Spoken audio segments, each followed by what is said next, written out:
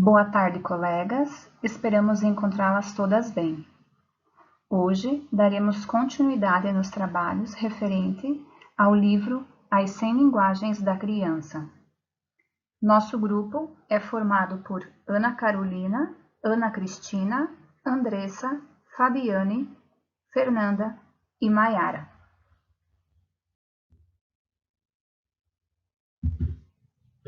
Abordaremos o capítulo 9, que seria o parceiro, promotor do crescimento e guia, os papéis dos professores de Régio em ação. Este capítulo descreve a visão que Régio Emília tem sobre o papel do professor, baseado em observações gravadas em vídeo em uma pré-escola, a Escola Diana, e em discussões registradas e entrevistas com professores e administradores. O capítulo 10 seria a múltipla simbolização no projeto do salto em distância. Em Régio Emília, o papel do professor no auxílio-aprendizagem é um tema de interesse e preocupação central e contínua. Nos últimos 30 anos, os professores e administradores criaram juntos uma forma coerente de pensar e falar sobre o papel do professor dentro e fora da sala de aula, baseada em uma filosofia explícita sobre a natureza da criança como aprendiz. Agora, teremos algumas definições do papel dos professores em Régio Emília. Nos Estados Unidos, quando definimos o papel do professor para a primeira infância, geralmente começamos esboçando suas dimensões essenciais, que seria manejo da sala de aula, promoção da aprendizagem das crianças nos domínios cognitivos, social, físico e afetivo, preparação do ambiente, condução de pesquisas sistemáticas sobre o trabalho diário em sala de aula para a finalidade de difusão profissional, oferecimento de incentivo e orientação, comunicação com outras pessoas importantes, pais, colegas, administradores, público em geral, engajamento no ativismo político para defender a causa da educação pública e precoce, e busca de crescimento profissional. Isso também não seria diferente dos trabalhos dos professores de Régio Emília. Aqui nós temos uma citação de Tiziana Filippini. Tiziana Filippini, ela fez uma grande audiência para americanos em 1990. E ela diz que o papel do adulto é, acima de tudo, o de ouvinte, de observador e de alguém que entende a estratégia que as crianças usam em uma situação de aprendizagem. Tem para nós o papel de distribuidor de oportunidades e é muito importante que a criança sinta que o professor não é um juiz, mas ele é um recurso ao qual pode recorrer quando precisa tomar emprestado um gesto, uma palavra. E então, qual seria o papel do professor? O papel do professor centraliza-se na provocação de oportunidades de descobertas, através de uma espécie de facilitação, alerta e inspirada e de estimulação do diálogo, de ação conjunta e da coconstrução do conhecimento pela criança. Aqui nós temos uma definição sobre as crianças de Régio Emília. As crianças são protagonistas ativas e competentes que buscam a realização através do diálogo e da interação com outros, na vida coletiva das salas de aula, da comunidade e da cultura, com os professores servindo como guias. Diferentes aspectos do papel do professor. Em Régio Emília, é trabalhado com a organização de coensino. Esta organização é considerada difícil, pois é onde 2 ou mais adultos devem adaptar-se para trabalharem juntos, contribuindo assim para o desenvolvimento e crescimento intelectual de seus alunos. Na medida em que o projeto avança, o professor vai descrevendo o processo de aprendizagem e desenvolvimento, em uma perspectiva em espiral e cronológica.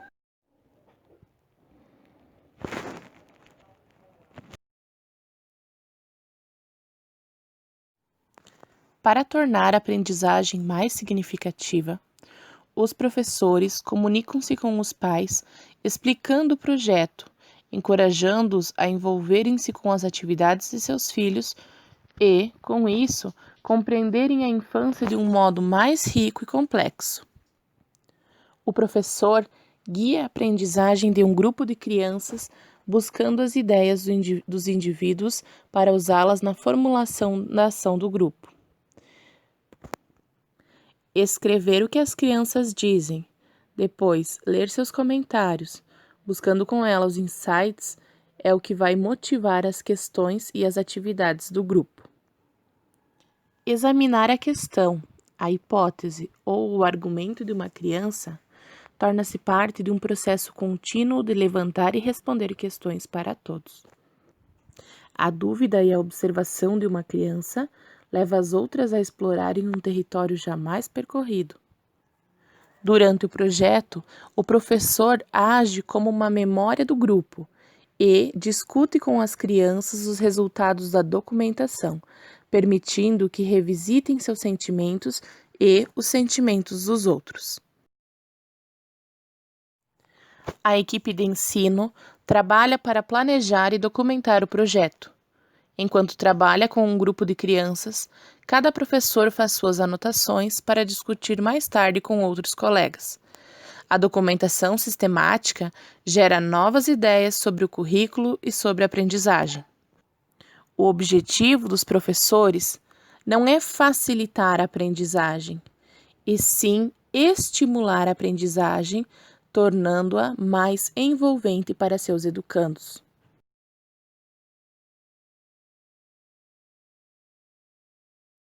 As dificuldades do papel do professor. Os professores preocupam-se acerca de quando e quanto interferir, como apoiar a solução de problemas sem oferecer a solução. Acreditam que, discutindo abertamente com os demais profissionais, oferecem modelos de cooperação e participação às crianças e aos pais promovem uma comunicação franca e aberta. Com isso, vale ressaltar que a análise e os feedbacks envolvem tanto apoio quanto críticas.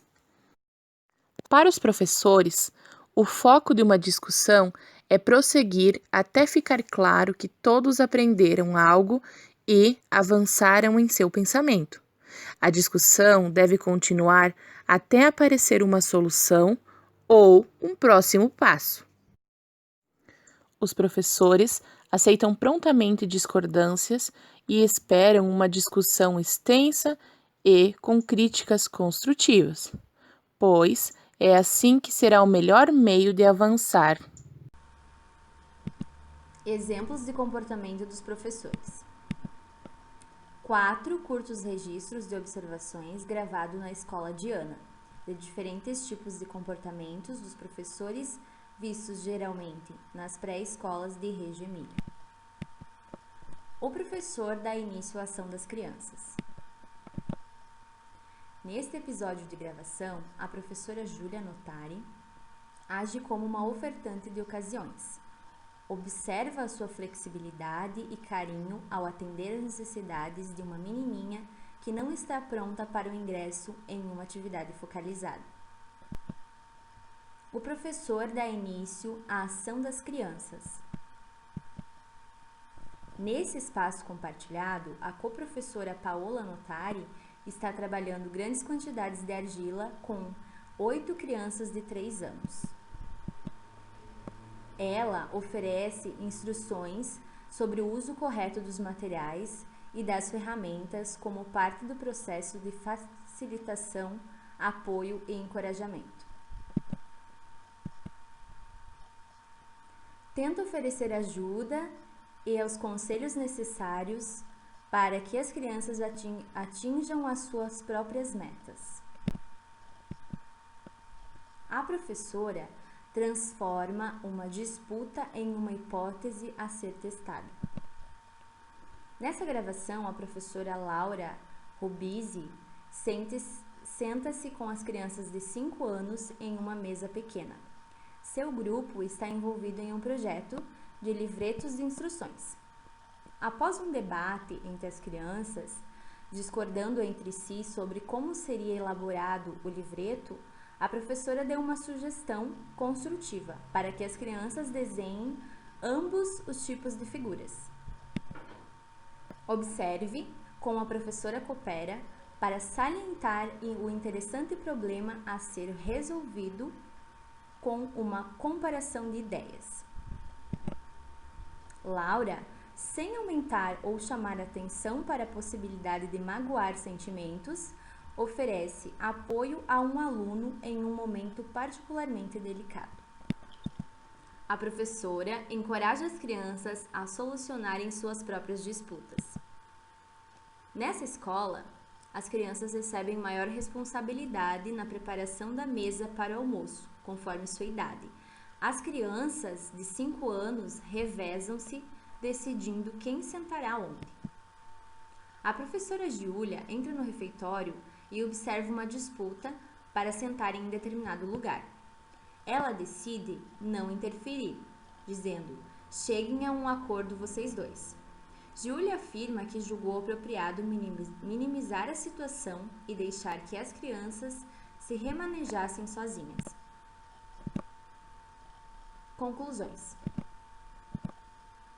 O papel do professor em Reggio Emilia mostra muitas similaridades com o papel geralmente concebido nos Estados Unidos.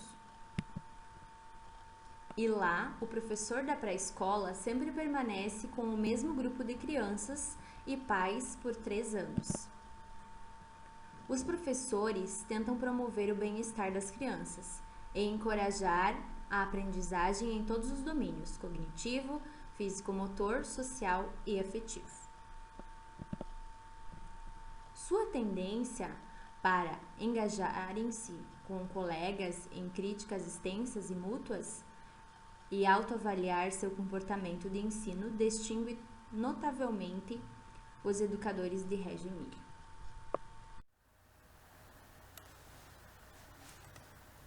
Projeto do salto em distância. Permitir a contribuição individual de cada criança e a interação entre elas visando objetivos comuns.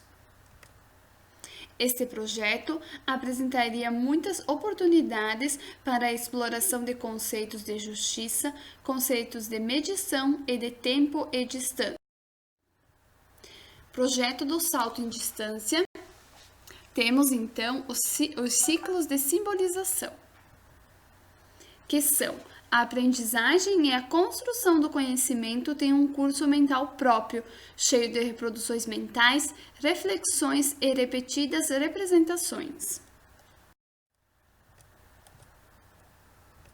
Sendo assim, esses ciclos de reproduções e reflexões repetem-se muitas vezes dentro e durante de qualquer projeto. Consequentemente, o termo adequado para este projeto é ciclos de simbolização. A sequência do salto em distância propriamente dito. As crianças usaram pelo menos 7 tipos de símbolos para continuarem seu conhecimento sobre a sequência do salto. Usaram o desenho de figuras, desenho de pegada, gesto com seus dedos, a palavra impressa, ações práticas com seus corpos e entre outros. A complexidade do salto em distância pode ter sido primeiro levantada como um tema ao verem pela primeira vez as fotografias, que virtualmente animaram o salto em distância, desde a linha de início até a aterrissagem na caixa de areia.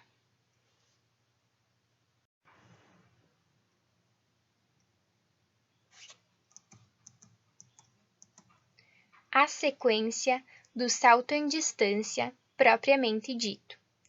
O tema da sequência de saltos em distância ganhou mais detalhes no debate acalorado acerca de onde as meninas deveriam iniciar sua corrida, comparada com os meninos. Algumas frases deste debate. Os meninos insistiam que as meninas teriam dificuldades em competir no salto em distância. Talvez elas devessem receber uma vantagem. Augusto diz que, quanto mais veloz o corredor, mais longo o salto. Também especula que se as crianças tivessem mais espaço para correr, poderiam correr mais rápido. Estefânia, talvez porque veja a si mesma sendo colocada mais para trás, solidariza-se com as participantes e diz: não, se elas começarem antes, ficarão cansadas e não conseguirão, elas não poderão saltar. Estefânia assume uma posição firme. Ei, não, espera aí.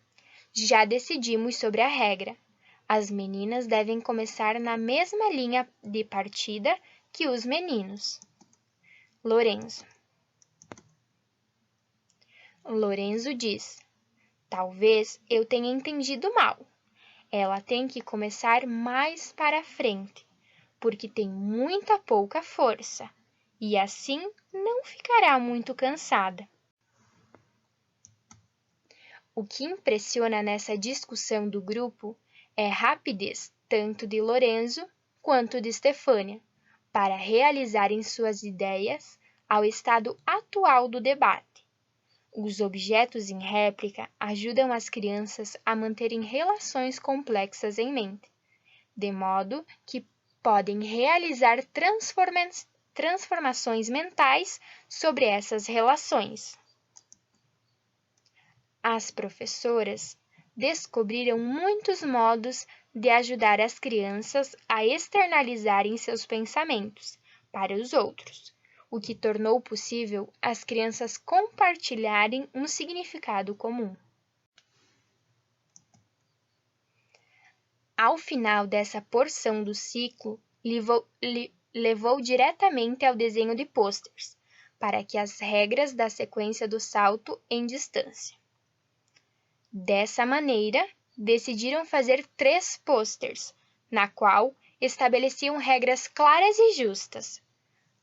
Assim, o contexto da comunicação dá às crianças uma razão para usarem um determinado conceito, através de uma variedade de símbolos, que, por sua vez, aumenta a profundidade do conhecimento construído pelas crianças criadoras dos pôsteres.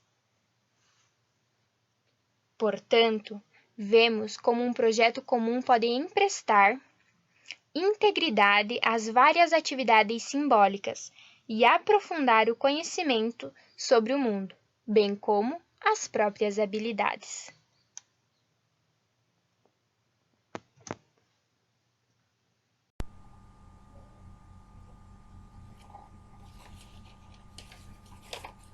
Medindo a distância saltada. Os ciclos são interligados. Podemos dizer que qualquer ciclo pode encaixar-se com outro à medida que as crianças saem e retornam a um determinado problema. Criar um meio confiável para medir o salto foi um dos ciclos mais interessantes do projeto.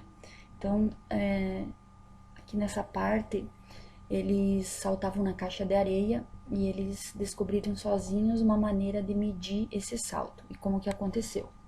Então, primeiro eles saltavam na caixa de areia e deixavam uma pegada e mediam com uma linha, com um fio. Eles cortavam o fio do tamanho que dava aonde tinha a medida do pé. Mas eles queriam mais que isso. Eles queriam um registro portátil e também acurado. Então, eles tiveram a ideia de usar uma fita métrica e cortá-la. Só que isso arruinou a fita métrica, por quê? Porque a fita tem os numerais, que são escritos em preto, que medem os centímetros, e eles se repetem. E tem os numerais em vermelho, que representam os metros, que não se repetem. Então, não deu muito certo também. Então, eles resolveram cortar essa fita em 1 metro e desenhar ela em tiras de papel. Mas também não deu certo porque dava a mesma medida, dava 1 metro. Então eles pensaram e resolveram, né, descobriram que se eles usassem essas tiras de papel, usavam uma, terminava aquela, começava com outra, eles iam ter uma medida mais exata. Então foi isso que aconteceu. Para eles terem uma medida exata, eles descobriram que eles tinham que usar a fita terminava uma, eles pegavam mais um pedaço, que era de 1 metro, que foi eles que criaram, para ver exato quanto que dava cada salto.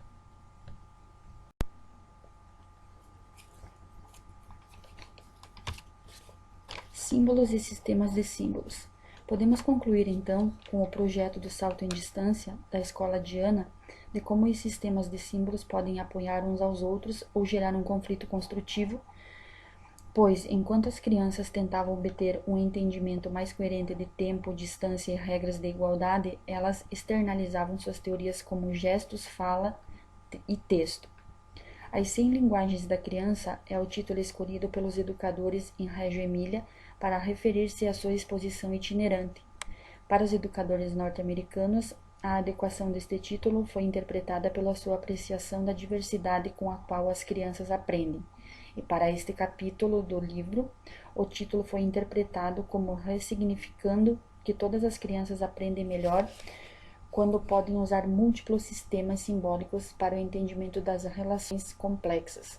Assim, o sistema simbólico convergirá para um conhecimento aprofundado ao invés de aumentar os fatos.